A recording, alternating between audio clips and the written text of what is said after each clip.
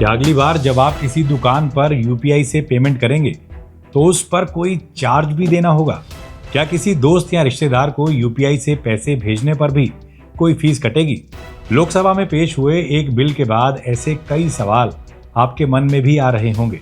चलिए इस वीडियो में तमाम उलझनों को दूर करते हैं। नमस्कार, आप देख रहे हैं एनडीटीवी इंडिया और मैं हूं मुनीश देवगन। 4 अगस्त को वित्त मंत्री निर्मला सीतारमण ने लोकसभा में एक बिल पेश किया है। बिल का नाम है taxation and other laws amendment bill. इसके जरिए कई सारे कानूनों में भी संशोधन किया जा रहा है, जिसमें payment and settlement system act 2007 की धारा 10A में संशोधन का प्रस्ताव भी है। यूपीआई पर चार्ज की संभावना को लेकर सारी चर्चा यहीं से उठी है।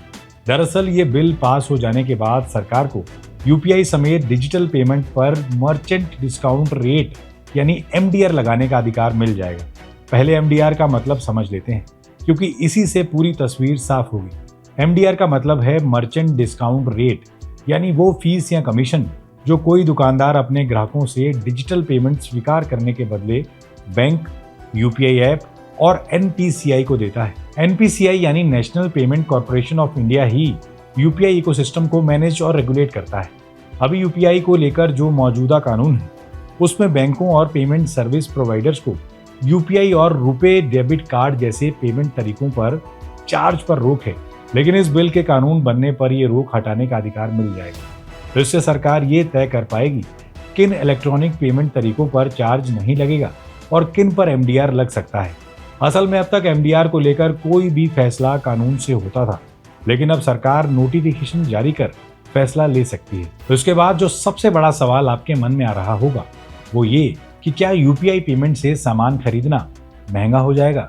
तो इसके 2 जवाब हैं। पहला तो ये कि बिल के कानून में बदलते ही ऑटोमेटिक तरीके से एमडीआर लागू होने नहीं जा रहा।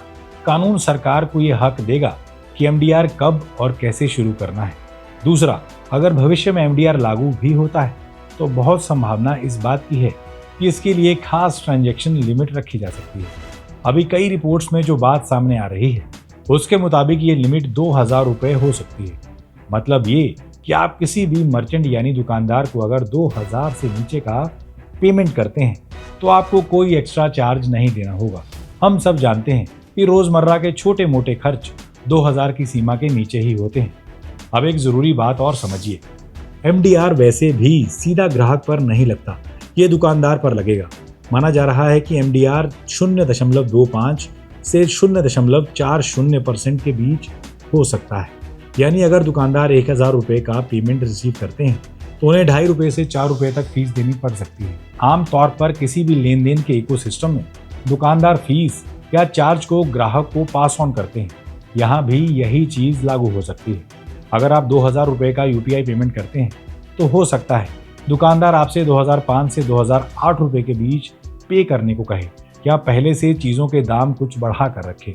यहाँ ये बताना बहुत ज़रूरी है कि पेमेंट लिमिट और एमडीआर फीस को लेकर सरकार की तरफ से कोई आधिकारिक बयान नहीं आया है। हमने यहाँ जिस भी लिमिट और फीस का जिक्र किया है वो अभी सिर्फ कयासों और संभावनाओं के दायरे में है। अब सवाल उठता है कि इसकी ज़रूरत क्यों महसूस हो रही है? सब कुछ तो ठीक चल रहा था। दरअसल हमारा यूपीआई पेमेंट इकोसिस्टम दुनिया के सबसे बड़े डिजिटल पेमेंट सिस्टम में से एक बन चुका है। जुलाई महीने में देश में यूपीआई से 2366 करोड़ ट्रांजैक्शन दर्ज किए गए, जिनकी कुल वैल्यू लगभग 30 लाख करोड़ रही।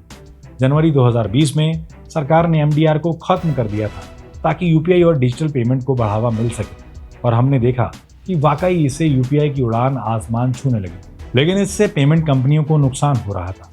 इस नुकसान की कुछ भरपाई के लिए सरकार इन कंपनियों को इंसेंटिव दे रही है, लेकिन इंडस्ट्री की माने तो ये इंसेंटिव उसकी लागत का छोटा हिस्सा ही कवर कर पाता है। वित्त मामलों की संसदीय स्थायी समिति ने भी इस मुद्दे को उठाया था। समिति ने कहा था कि यूपीआई का सिस्टम जीरो एमडीआर पर लंबे समय तक सुरक्षित और मजबूत ढंग से नहीं चल सकता। नए इंफ्रास्ट्रक्चर, साइबर सिक्योरिटी और सर्वर कैपेसिटी बढ़ाने के लिए कमाई का जरिया चाहिए। अगर आपने क्रेडिट कार्ड से किसी दुकान पर पेमेंट किया होगा तो आपको याद होगा कि कई बार दुकानदार कहते हैं कि कार्ड से पे करने पर 1 या 2% एक्स्ट्रा लगेगा। ऐसा इसलिए क्योंकि दुकानदार को पेमेंट इंटरफेस के लिए एक फीस देनी पड़ती है और वो ये फीस ग्राहक से वसूलता है। यूपीआई में भविष्य में यही देखने को मिल सकता है। लेकिन यहाँ लिमिट और एमडीआर को लेकर सख्त नियम बनाए जा सकते हैं ताकि लोग यूपीआई को पहले की तरह ही आसानी से इस्तेमाल करते रहें। एक और अहम बात ये कि अगर आप अपने दोस्त या रिश्तेदार को यूपीआई से पैसा भेजते हैं तो ये पहले की ही तरह फ्री ऑफ चार्ज रहेगा। जैसा कि नाम से जाहिर है, एमडीआर सिर्फ मर्चेंट यानी दुकानदार पर लागू होगा। यहाँ एक बार फिर से ये अंडरलाइन कर देना जरूरी है कि फिलहाल सरकार ने इसे लेकर कोई ऐलान नहीं किया और बिल पास होने के बाद भी ये कब तक होगा या होगा भी या नहीं, ये अभी साफ नहीं है। सरकार के सामने इसे लेकर कई चुनौतियां हैं। आज लगभग हर छोटी बड़ी खरीदारी के लिए लोग यूपीआई इस्तेमाल करते हैं।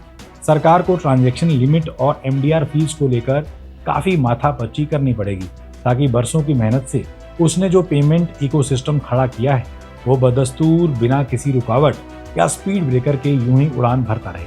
आप क्या सोचते हैं?